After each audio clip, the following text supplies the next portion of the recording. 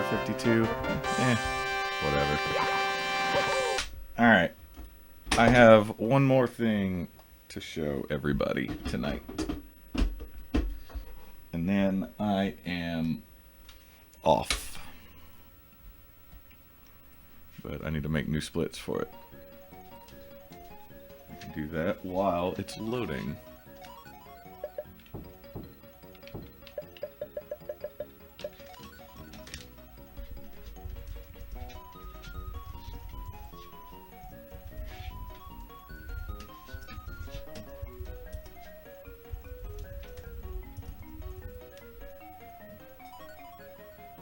This is pretty stupid, but this is what an NBA Jam speedrun looks like.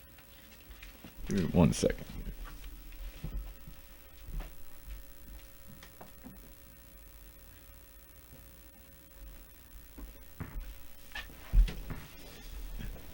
So if anybody doesn't know, NBA Jam is one of the greatest basketball games, if not the greatest basketball game ever made.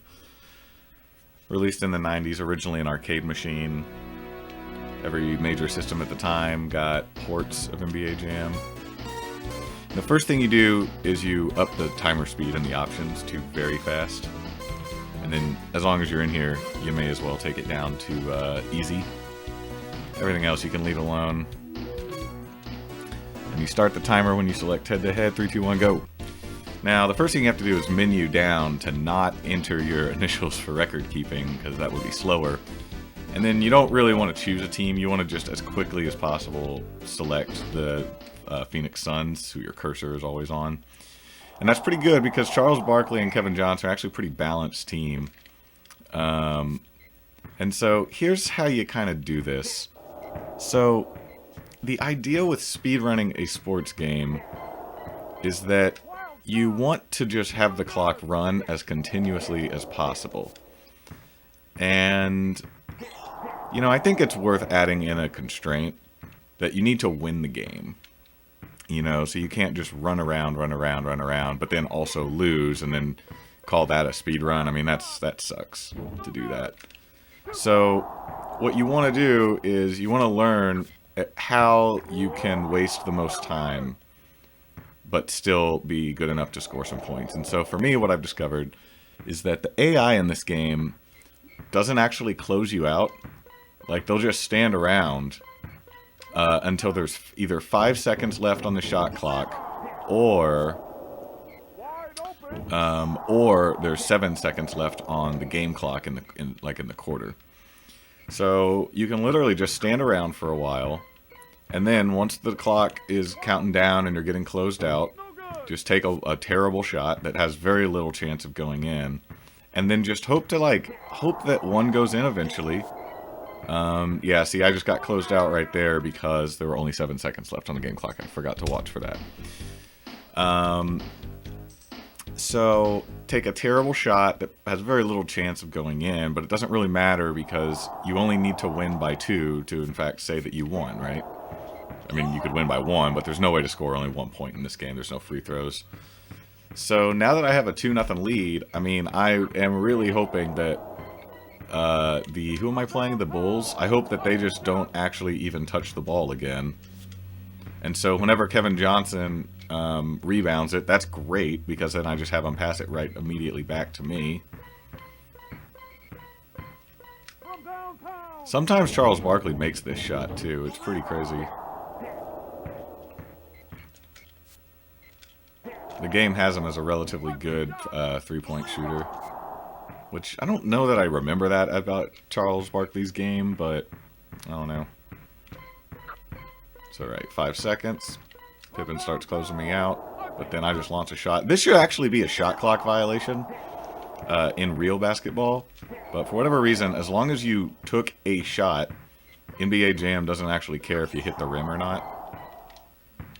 So that's perfect for speedrunning purposes. I should say that this weird how the defense doesn't bother closing you out for a while. This is not a facet of very easy. Oh, that's a big mistake right there, actually. I lobbed up a bad shot at the buzzer, And the only thing that can do is waste valuable time, because it'll actually wait for me to miss that shot before it'll advance me to the menu. So anyway, we start at halftime. Score is 2-0, which is perfect. That's what we want. But yeah, so like the whole defense doesn't close you out until 5 seconds left. That was true when I was playing this on normal difficulty. So I don't know. That's just maybe part of the AI. It's clearly some part of the AI. So they might score here, which is a problem, because now, every time you score, the clock stops for just a little bit. Now, I'm not worried about this right now, but every time you score, the clock stops, so every score is wasting a little time, right? So that's actually perfect. I knew I was going to have to score again anyway. Eventually, I was going to have to score again in order to win the game, and so it's totally fine with me that I just hit some crazy 3. It's even better that it was a 3, obviously, because now I have a little bit of insulation with, if they happen to hit a 2, I'm not worried about it because I'm still winning the game at that point. So it's actually pretty tough to block shots and rebound. I'm still very much getting used to that.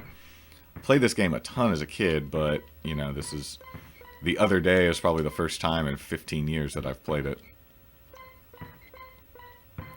So now here we'll just run out the rest of the third quarter.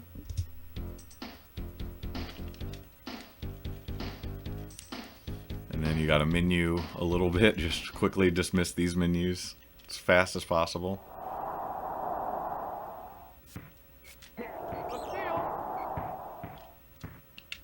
And yeah, hopefully I can just maintain one really long possession here to close out the game and establish a baseline world record type thing for this weird ass speed run.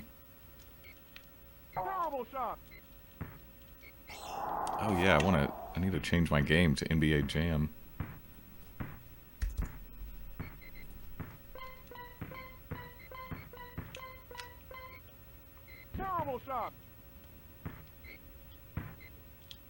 You've never heard of NBA Jam? Oh man, one of the classics. Truly one of the classics. Ooh, that's bad. You get called for a shot clock violation. Obviously that wastes a little time to be called for it, so that's fine that he made that shot. I'm still up 5-4, but obviously that was a kind of a bad turn of events. But I will live with that for now. Terrible shot. This is looking pretty good. Should be able, if I lose this game, it'll probably be on a buzzer beater.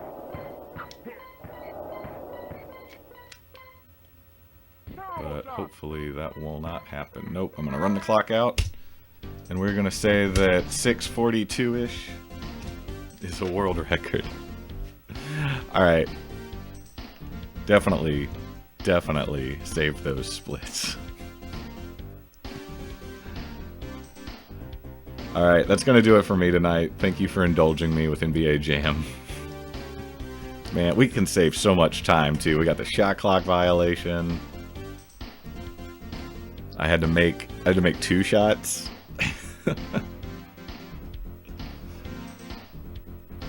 Alright, I'm going to try to see who's streaming.